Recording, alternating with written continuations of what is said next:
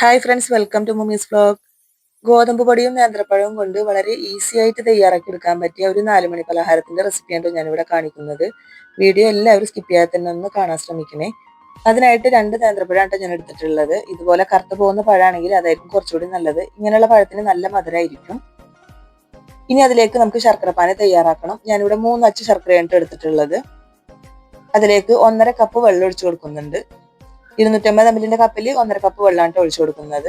ഇനി ഈ ഒരു പലഹാരത്തിന് നമുക്കൊരു ഫില്ലിംഗ് തയ്യാറാക്കണം. ഞാനൊരു പാൻ വെച്ച് കൊടുത്തിട്ട് അതിലേക്ക് 2 ടേബിൾ സ്പൂൺ നെയ്യ് ഇട്ട് കൊടുത്തിട്ടുണ്ട്. അതൊന്ന് ചൂടായി വരുമ്പോൾ അതിലേക്ക് ഞാൻ കുറച്ച് നട്ട്സ് ആണ് 2 ടേബിൾ സ്പൂൺ അണ്ടിപ്പരിപ്പാണ് ഞാൻ ഇട്ട് കൊടുത്തിട്ടുള്ളത്. ഇതുപോലെ ചെറിയ ചെറിയ പീസായിട്ട് വേണം ഇട്ട് കൊടുക്കാനായിട്ട്. 1 ടേബിൾ സ്പൂൺ മുന്തിരിയും കൂടി ഇട്ട് കൊടുത്തിട്ടുണ്ട്. നട്ട്സ് നമ്മുടെ ആവശ്യത്തിന് കൂട്ടിയും കുറച്ചൊക്കെ ഇട്ട് കൊടുക്കാം. ഇനിയിപ്പോൾ അതില്ലെങ്കിലും കുഴപ്പമൊന്നുമില്ല കേട്ടോ. ഇനി അതിലേക്ക് 1 കപ്പ് തേങ്ങ ഇട്ട് കൊടുക്കാം. ഈ ഒരു തേങ്ങയും ശർക്കരയും കൂടി ഒക്കെ ഉണ്ടെങ്കിൽ തന്നെ ഈ ഒരു പലഹാരം നല്ല ടേസ്റ്റ് ആണ് കേട്ടോ. ഇനി ഈ തേങ്ങയുടെ കളറൊന്ന് മാറി വരുന്നവരെ നമുക്കതൊന്ന് റോസ്റ്റ് ചെയ്തെടുക്കണം. ചെറുതായിട്ടൊന്ന് മാറി വന്നാൽ മതി കേട്ടോ. അപ്പൊ ഈ ഒരു സമയം എന്റെ വീഡിയോ നിങ്ങൾ കണ്ടുകൊണ്ടിരിക്കുമ്പോൾ ഇഷ്ടമായാല് മറക്കാതെ തന്നെ ലൈക്ക് ബട്ടൺ ഒന്ന് ക്ലിക്ക് ചെയ്യണം കേട്ടോ. ഇപ്പൊ തേങ്ങയുടെ കളറൊക്കെ കുറച്ച് മാറി ഒന്ന് ഡ്രൈ ആയി വന്നിട്ടുണ്ട്. ഈ ഒരു സമയത്ത് നമ്മൾ കട്ട് ചെയ്ത് വെച്ചിട്ടുള്ള പഴം കൂടി ഇതിലേക്ക് ഇട്ട് കൊടുക്കാം.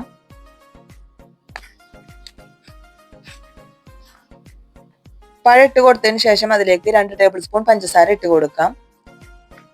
3/4 ടീസ്പൂൺ ഏലക്കാപ്പൊടി കൂടി ഇട്ട് കൊടുക്കാം. പഞ്ചസാര കൂട്ടി പൊടിച്ചതുകൊണ്ടാണ് 3/4 ടീസ്പൂൺ ഇട്ട് കൊടുത്തിട്ടുള്ളത്. അതല്ലെങ്കിൽ ഒരു 1/4 ടീസ്പൂൺ മതിയാവും കേട്ടോ. ഇനി അതെല്ലാം കൂടി ആ പഞ്ചസാര ഒക്കെ പഴത്തിലും തേങ്ങയിലും നന്നായി പിടിക്കുന്ന രീതിയിൽ അതൊന്ന് മെൽറ്റായി വരുന്ന പഞ്ചസാര നല്ല രീതിക്ക് തന്നെ അതൊന്ന് മിക്സ് ചെയ്ത് കൊടുക്കാം. നട്ട്സ് വറുക്കുമ്പോൾ മാത്രം ലോ ഫ്ലെയിമിൽ വെച്ച് കൊടുത്താൽ മതി. ബാക്കി സമയത്തെല്ലാം മീഡിയം ടു ലോ ഫ്ലെയിമിൽ വെച്ചിട്ട് ചെയ്യാട്ടത്.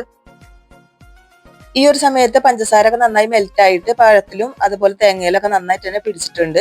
പഴം ഇതുപോലെ ഒന്ന് ചെറുതായി ഒന്ന് ഉടച്ചു കൊടുത്താൽ മതിയിട്ട. അപ്പൊ പഴം നന്നായിട്ട് തന്നെ കുക്കായി വന്നിട്ടുണ്ട്.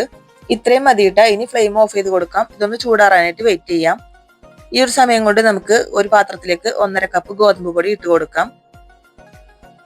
അതിലേക്ക് നമ്മൾ മെൽറ്റ് ചെയ്യാനായിട്ട് വെച്ചിട്ടുള്ള ശർക്കരപ്പാനി കുറേശ്ശെ ഒഴിച്ചിട്ട് അതൊന്ന് മിക്സ് ചെയ്തെടുക്കണം. മൊത്തത്തിൽ ഒഴിച്ചു കൊടുക്കരുത്, കുറേശ്ശെ ഒഴിച്ചിട്ട് വേണം മിക്സ് ചെയ്തെടുക്കാനായിട്ട്. ശർക്കരപ്പാനി ഒഴിക്കുമ്പോൾ എപ്പോഴും അരിച്ചു ഒഴിക്കണം കേട്ടാ. ഇതുപോലെ കുറേശ്ശെ ഒഴിച്ചിട്ട് ഞാനൊന്ന് മിക്സ് ചെയ്തെടുക്കുന്നുണ്ട്.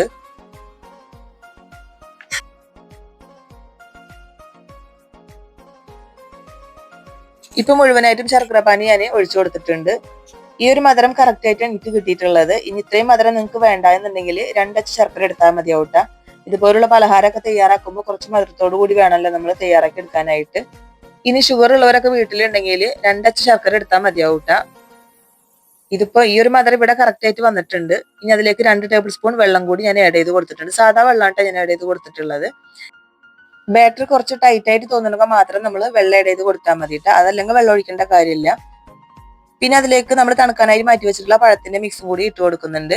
ഒരു 1/4 ടീസ്പൂൺ ഏലക്കപ്പൊടിയും കൂടി ഇട്ട് കൊടുക്കുന്നുണ്ട്. 1/4 ടീസ്പൂൺ ചെറിയ ജീരകം, 1/4 ടീസ്പൂൺ ഉപ്പ്, ആ മധുരം ഒന്ന് ബാലൻസ് ചെയ്യാൻ വേണ്ടിയിട്ട് ഇട്ട് കൊടുക്കുന്നുണ്ട്. 1/2 ടീസ്പൂൺ കൂടി നെയ്യ് ഇട്ട് കൊടുക്കുന്നുണ്ട്. ഇപ്പൊ നെയ്യായാലും ചെറിയ ജീരകമായാലും ഏലക്കപ്പൊടി ആണെങ്കിൽ ഈ സമയത്ത് ഇട്ട് കൊടുക്കണം നിർബന്ധമില്ല കേട്ടാ. പഴത്തിന്റെ മിക്സ് തയ്യാറാക്കുമ്പോൾ നെയ്യും ഏലക്കപ്പൊടിയൊക്കെ നമ്മൾ ഇട്ട് കൊടുത്തിട്ടുള്ളതാണ്. പിന്നെ ജീരകത്തിന്റെ ഫ്ലേവർ ഇഷ്ടണകം മാത്രം ഇട്ട് കൊടുത്താൽ മതി കേട്ടാ. ജീരകം ഇട്ട് കൊടുക്കുമ്പോൾ നല്ലൊരു ഫ്ലേവർ ആണ്. അപ്പൊ ഇഷ്ടണകം മാത്രം അത് ഇട്ട് കൊടുത്താൽ മതി. ഇപ്പൊ എല്ലാം ഒന്ന് മിക്സ് ചെയ്തെടുത്തിട്ടുണ്ട്. ഇങ്ങനെയാണ് നമുക്ക് ബാറ്റർ കിട്ടേണ്ടത്. ഈ ഒരു പലഹാരം ആവിയിലാണ്ട തയ്യാറാക്കി എടുക്കുന്നത്. അതിനായിട്ട് ഞാനൊരു കേക്ക് ടിന്നാണ് എടുത്തിട്ടുള്ളത്. നിങ്ങളുടെ കയ്യിൽ കേക്ക് ടിൻ ഇല്ല എങ്കിൽ ഏതെങ്കിലും ഒരു പാത്രം എടുത്താൽ മതി കേട്ടാ.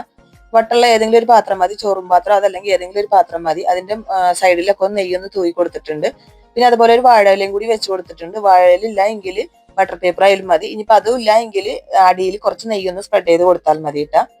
അപ്പൊ മുഴുവനായിട്ടും ബാറ്റർ ഞാൻ ഇട്ട് കൊടുത്തിട്ട് ഒന്ന് ടാപ്പ് ചെയ്തെടുക്കുന്നുണ്ട്. ഈ ഒരു സമയം കൊണ്ട് ഞാൻ ഇഡ്ഡലി ചെമ്പിൽ വെള്ളം വെച്ച് കൊടുത്തിട്ടുണ്ടായിരുന്നു. അത് ചൂടായി വന്നപ്പോഴാണ് അതിന്റെ മുകളിലേക്ക് ഞാൻ വെച്ച് കൊടുക്കുന്നത് കേട്ടാ. ഇനി 20-25 മിനിറ്റോ മതിയാവും നമുക്ക് ഈ ഒരു പലഹാരം തയ്യാറാക്കി എടുക്കാനായിട്ട്. ഒരു 20 മിനിറ്റ് കഴിഞ്ഞപ്പോൾ ഞാൻ നോക്കിയിട്ടുണ്ടായിരുന്നു. അപ്പൊ നമ്മുടെ പലഹാരം ഇവിടെ തയ്യാറായി വന്നിട്ടുണ്ട്. ഇതുപോലെ ഒരു സ്റ്റിക്ക് വെച്ചിട്ട് കുത്തി നോക്കിയാൽ മതി. തയ്യാറായിട്ടുണ്ടെങ്കിൽ അതിൽ ഒട്ടിപ്പിടിക്കാതെ തന്നെ നമുക്ക് കിട്ടും. കറക്റ്റ് ആയിട്ട് തന്നെ വെന്ത് വന്നിട്ടുണ്ട്. ഇനി അത് ചൂടാറാനായിട്ട് വെയിറ്റ് ചെയ്യാം. ചൂടാറിയതിനു ശേഷം നമുക്ക് കാണാം അതിന്റെ സൈഡൊക്കെ അങ്ങനെ വിട്ട് വന്നിട്ടുള്ളത്. അപ്പൊ ഇതുപോലെ തന്നെ കൈ വെച്ച് നോക്കിയാൽ തന്നെ നമുക്ക് സൈഡ് വിട്ട് വരുന്നത് കാണാം. ഇനി ഇതൊരു പാത്രത്തിലേക്ക് നമുക്ക് കമഴ്ത്തി കൊടുക്കാം. ഇതുപോലെ വാഴയിലൊക്കെ വെച്ചുകൊണ്ട് തന്നെ നല്ലൊരു സ്മെല്ലാണ്. ആ ഇലയുടെ സ്മെല്ലൊക്കെ എടുക്കുമ്പോൾ തന്നെ നല്ലൊരു ടേസ്റ്റും കൂടിയാണ്. അപ്പൊ എനിക്ക് ഭയങ്കര ഇഷ്ടമാണ് ഈ വാഴയില വെച്ചിട്ടുള്ള ആവിയിൽ പലഹാരമൊക്കെ തയ്യാറാക്കുമ്പോൾ. അപ്പൊ നല്ല കറക്റ്റ് ആയിട്ട് തന്നെ വന്നിട്ടുണ്ട്. ഇതൊന്ന് നമുക്ക് കട്ട് ചെയ്തും കൂടി കാണിക്കാം. നല്ല സ്മൂത്ത് ആയിട്ടുള്ള ഒരു പലഹാരമാണ് കിട്ടിയിട്ടുള്ളത്. അപ്പൊ ഈ ഒരു പലഹാരം ഇതുപോലെ നിങ്ങളൊന്ന് തയ്യാറാക്കി നോക്കണം കേട്ടാ. നേന്ത്രപ്പഴവും ഗോതമ്പ് പൊടിയും അതുപോലെ തേങ്ങയും നമ്മുടെ വീട്ടിൽ എപ്പോഴും ഉള്ള ഒരു ചേരുവയാണ് അല്ലേ. അപ്പൊ ഇതൊക്കെ വെച്ചിട്ട് തയ്യാറാക്കി എടുക്കുന്ന വളരെ സോഫ്റ്റ് ആയിട്ടുള്ള ഒരു പലഹാരത്തിന്റെ റെസിപ്പിയാണ്. ഈ ഒരു പലഹാരത്തിന്റെ റെസിപ്പി എല്ലാവർക്കും ഇഷ്ടപ്പെട്ടെന്ന് വിചാരിക്കുന്നു. ഈ ഒരു പലഹാരത്തിന്റെ റെസിപ്പി നിങ്ങൾക്ക് ഇഷ്ടമായാൽ ലൈക്ക് ചെയ്യാനും ഷെയർ ചെയ്യാനും സബ്സ്ക്രൈബ് ചെയ്യാനൊന്നും ആരും മറക്കരുത്. നല്ലൊരു റെസിപ്പിയുമായി നമുക്ക് വീണ്ടും കാണാം. താങ്ക്